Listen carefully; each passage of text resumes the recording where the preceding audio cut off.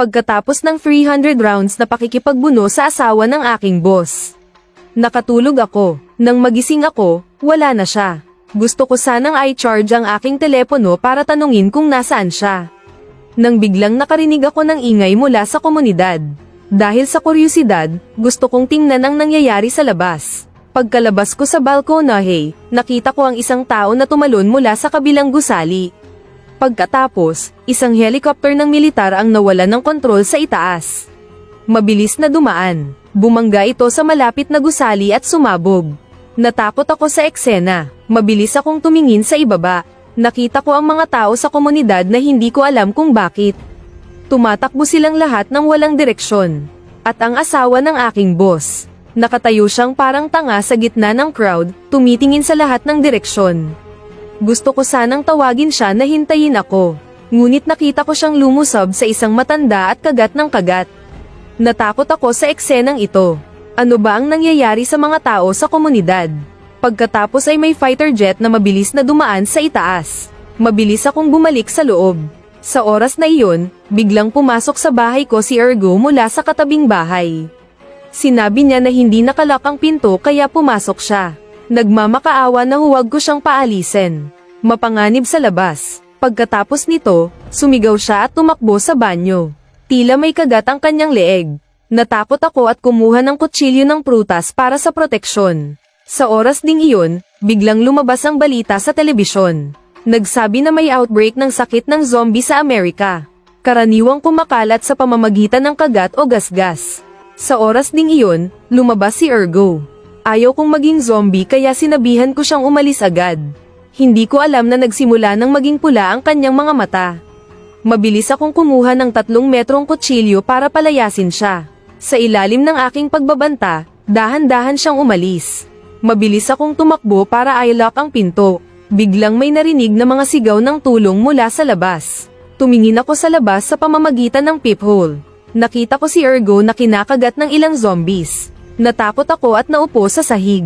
Hindi ko ito kasalanan. Gusto ko ring mabuhay. Hindi ako makapaniwala na ang mga zombie sa pelikula ay lumitaw sa tunay na buhay. Hindi ako makapaniwala hanggang gabi. Uminom lang ako ng Nealon Mountain para makalimot. Sa oras na iyon, nagpadala ng text ang aking ama. Sinabi niyang huwag akong lalabas. Hindi sila makakauwi dahil na-stranded sila sa opisina. Agad akong tumawag, ngunit hindi ko makontak ang linya. Nawalan na ako ng pag-asa at gusto kong basagin ang aking iPhone 14. Kinabukasan, patuloy akong tumawag ngunit hindi pa rin makontak. Kaya inilipat ko ang kama sa sala, para masubaybayan ang sitwasyon ng pinto anumang oras. Pagkatapos ay ginamit ko ang refrigerator para harangan ang pinto, para maiwasan ang pagpasok ng mga zombie. Sa huli, tinakpan ko ang mga bintana gamit ang papel, para hindi ako makita ng mga zombie. Ngunit araw-araw ay may kumakatok sa pinto. Hindi ko alam kung tao o zombie. Hindi ako nangangahas na tingnan. Kaya ligtas akong nakaraos ng ilang araw. Ngunit isang umaga, nagising ako at wala ng tubig. Paubos na rin ang pagkain. Nawalan na ako ng pag-asa. Nagsimula akong basagin ang mga bagay sa bahay para mailabas ang frustration. Pagkatapos ay kumalma ako. Naisip ko na ang mabuhay hanggang ngayon ay isang biyaya na mula sa langit. Sa oras na iyon, biglang may narinig na ingay mula sa banyo. Naramdaman kong may masama. Kinuha ko ang baseball bat at dahan-daang naglakad patungo sa banyo. Biglang may zombie na nahulog mula sa ventilation duct. Natakot ako at mabilis na nagtago. Hindi man lang ako huminga. Ito ang unang pagkakataon na nakaharap ko ang zombie. Nakita ko ang zombie na pilay-pilay na naglakad patungo sa sala. Habang hindi niya ako napapansin, hinampas ko siya ng baseball bat. Pagkatapos ay itinapon ko ang bangkay niya sa ibaba. Pagkatapos ay ginamit ko ang surfboard para takpan ang ventilation duct sa banyo. Sa ganitong paraan, nagdaan pa ako ng ilang araw sa kalituhan. Biglang tumunog ang aking telepono. May signal na. Nakatanggap ako ng text mula sa aking ina. Ang huling voice message na ipinadala niya 10 araw na ang nakalipas. May nangyari sa kanila. Nalungkot ako ng husto. Hindi nagtagal, nawala rin ang kuryente. Walang tubig, walang kuryente.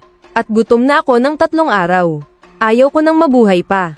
Tinanggal ko ang mga dyaryo sa bintana. Inilagay ko ang lubid sa aking leeg para wakasan ang aking buhay. Sa ika-30 araw ng apocalypse, walang tubig, walang kuryente, walang pagkain, handa na akong magbigti. Habang handa na akong sipin ng upuan, sa pamamagitan ng bintana, nakakita ako ng isang babaeng buhay sa kabilang gusali. Hindi ako makapaniwala na may taong buhay pa sa komunidad. At isa pa siyang magandang babae. Biglang ayaw ko nang mamatay. Pero sa sobrang excitement, nadulas ang upuan at muntik na akong mamatay. Nagpumilit akong kumawala, buti na lang hindi matibay ang lubid at naputol. Mabilis akong lumapit para tingnan. Hindi ako nakita ng babae. Hindi nagtagal, isinara niya ang kurtina. Pero ang pagpapakita niya ay nagpabawas ng aking kalungkutan. Kinagabihan umulan, naligo ako sa ilalim ng ulan. At inalis ko ang aking balbas. Maaga kinabukasan, sabik akong pumunta sa balkonahe. Sa oras na iyon, nakita rin niya ako. Dahil puno ng zombies sa ibaba, sensitibo sila sa ingay. Nakikipag-ugnayan lang kami sa pamamagitan ng pagsusulat. Nalaman ko na hindi pa siya umiinom ng tubig ng ilang araw. Kaya kumuha ako ng lubid at inihagis ang baseball sa kanya. Pagkatapos ay gumagamit ng hanger para ipadala ang 2 lata ng beer sa kanya. Ngunit aksidente itong bumangga sa rehas at gumawa ng ingay. Nakakuha ito ng atensyon ng isang zombie, na umakyat patungo sa balkonahe niya. Sa sandali ng panganib, kumuha ako ng bakanteng bote at inihagis sa zombie. Pinukpok ko ang berendilya at mabisang nakuha ang atensyon nito. Nakita ko ang zombie na tumalon pababa, patalon-talon na umakyat patungo sa akin. At sa oras ding iyon, may mga zombie sa harap ng pinto. Narinig nila ang ingay at patuloy na binabangga ang pinto. Ngayon ay nahaharap ako sa 2 panganib. Mabilis kong sinabihan ang babae na magtago sa loob. Pagkatapos ay tumakbo rin ako sa loob at isinara ang pinto ng balkonahe. Ginamit ko ang aking katawan para itulak ang refrigerator para i-block ang harapang pinto. At ang zombie na magaling sa parkour ay nasa balkonahe na. Malakas na binabangga ang salamin. Nagsisisi akong hindi ako bumili ng gawang Chino na salamin. Nakita ko na walang ingay mula sa harapang pinto. Mabilis akong kumuha ng baseball bat at naglakad patungo sa bintana. Kapag pumasok siya, handa akong hampasin siya at patayin. Pero biglang nabasag niya ang salamin at nahilo ang sarili niya. Sinamantala ko ang kahinaan niya. Tumakbo ako palabas at dinurog ang kanyang ulo. Ngunit wala ng tubig at pagkain sa bahay. Kahit hindi ako makagat ng zombie, mamamatay pa rin ako sa gutom. Kaya lumakas ang loob ko at binuksan ang pinto. Nakita kong walang zombie sa pasilyo. Nakahandusay lang ang bangkay ni Ergo sa sahig. Lumapit ako at kinuha ang susi ng kanyang bahay. Sa sandaling iyon, may ilang zombie na tumakbo papalapit. Agad akong damapa sa sahig at nagkunwaring patay. Naghintay ako hanggang sa makalampas sila sa akin. Agad akong tumayo para buksan ang pinto ng bahay ni Ergo. Ang tunog ng pagbukas ng pinto ay agad na nakakuha ng atensyon ng mga zombie. Sa isang iglap, pumasok ako at agad na isinara ang pinto. Isang segundo pa ay patay na ako. Nakita ko ang dugo sa lahat ng dingding. Binuksan ko ang pinto ng kwarto. Nakita ko ang girlfriend ni Ergo na nakahiga sa kama. Kumuha ako ng helmet at inihagis sa kanya. Nang makita kong hindi siya gumagalaw, nagsimula akong maghanap ng supplies. Pagkatapos ng mahabang paghahanap, natuklasan ko na kagaya ng bahay ko. Wala rin silang imbak na anuman. Binuksan ko ang cabinet, at sa wakas ay nakakita ng isang bote ng peanut butter. At kalahating supot ng biskwit. Agad kong nilagay sa bag. At nagpatuloy sa paghahanap. Natuklasan ko na mahilig palang mag-mountaineering si Ergo. Kaya naghanap ako ng kanyang mountaineering equipment. Sa wakas, nakita ko ang climbing pack sa ilalim ng kama. Habang akmang kukunin ko ang lubid, biglang may nakita akong pares ng paa sa pintuan. Ang masamang sitwasyon, ito ang infected na ama ni Ergo. Sinubukan kong tumakbo ngunit lumusab siya. Kumuha ako ng ice pick at tinapos ko siya. Pagkatapos, habang hindi napapansin ng mga zombie sa pasilyo, tahimik akong bumalik sa bahay. Sa aking pagkabigla, nakakita ako ng 2 walkie-talkie sa climbing pack. Sobrang saya ko, dahil matagal na akong hindi nakakausap ang ibang tao. Kaya pinunit ko ang bedsheet. Habang dahan-daang bumaba sa ibaba, inihulog ko ang walkie-talkie sa 3rd floor kung nasaan ang babae. Sa sandaling iyon, may grupo ng mga zombie na dumating. Mabilis akong umakyat sa bedsheet pabalik sa itaas. Kinabukasan, habang mahimbing akong natutulog, biglang may tumunog sa walkie-talkie. Ang pangalan ng babae ay Xiaomei. Napaka-sweet ng boses niya. Nag-usap kami ng matagal. Parang mga magkasintahang mainit ang pagmamahalan. Para bang nakalimutan naming puno ng mga zombie ang labas. Ganito kami masayang namuhay ng ilang araw. Ngunit naubos na ang pagkain. Kaya umakyat ako sa ventilation duct ng banyo. Plano kong maghanap ng supplies sa ibang kwarto. Mas ligtas ito kaysa sa pasilyo. Pumili ako ng random na kwarto at inihagis ang aking bag. Pagkatapos ay tumalon ako pababa. Maingat kong sinuri ang lahat ng kwarto.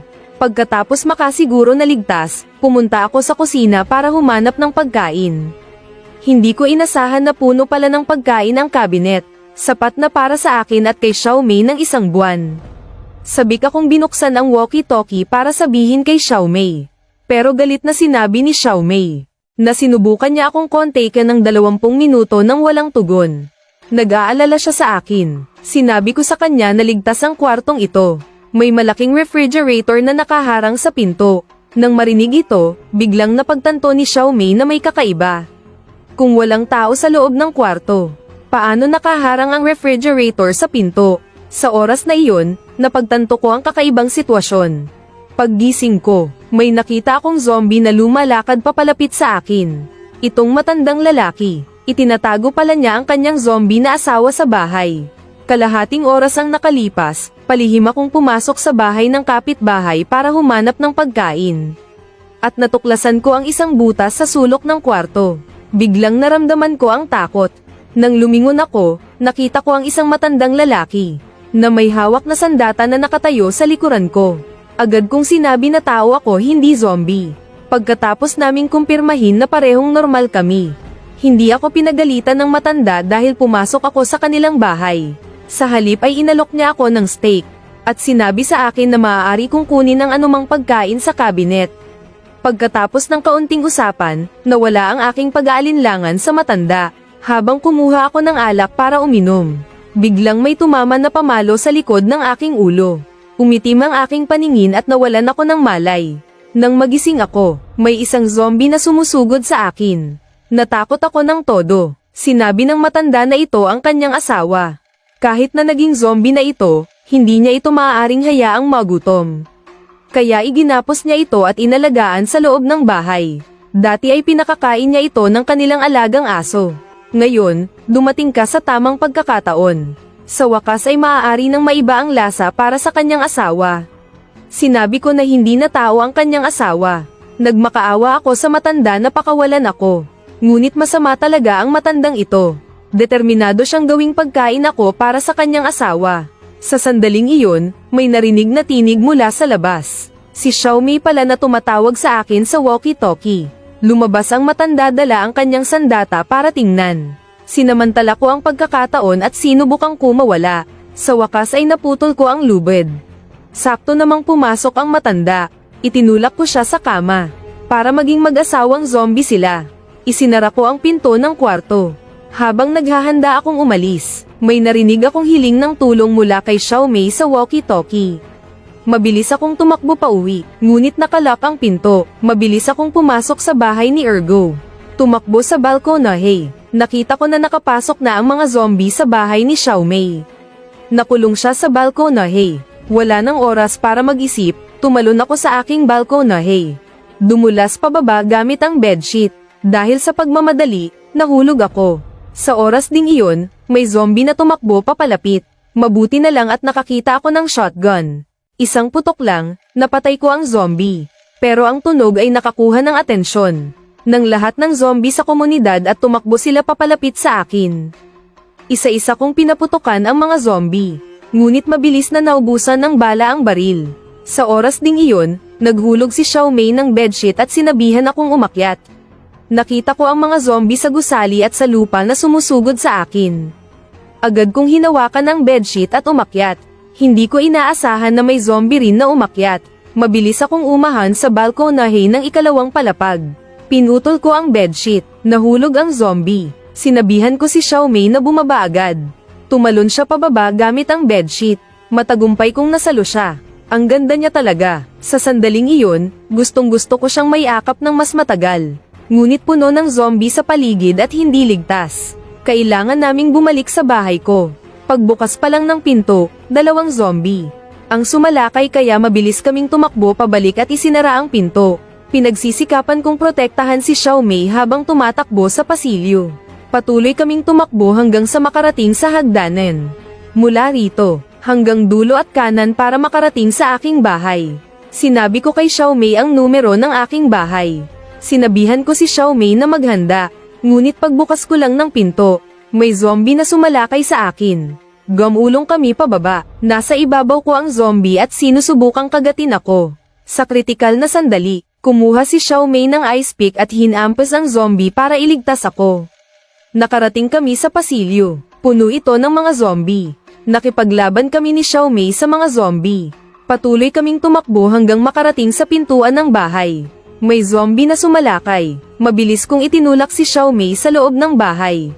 Ngunit natamba ako dahil sa zombie. Pinilit kong labanan ito. Hindi ko inasahan na tumakbo ito papasok sa bahay.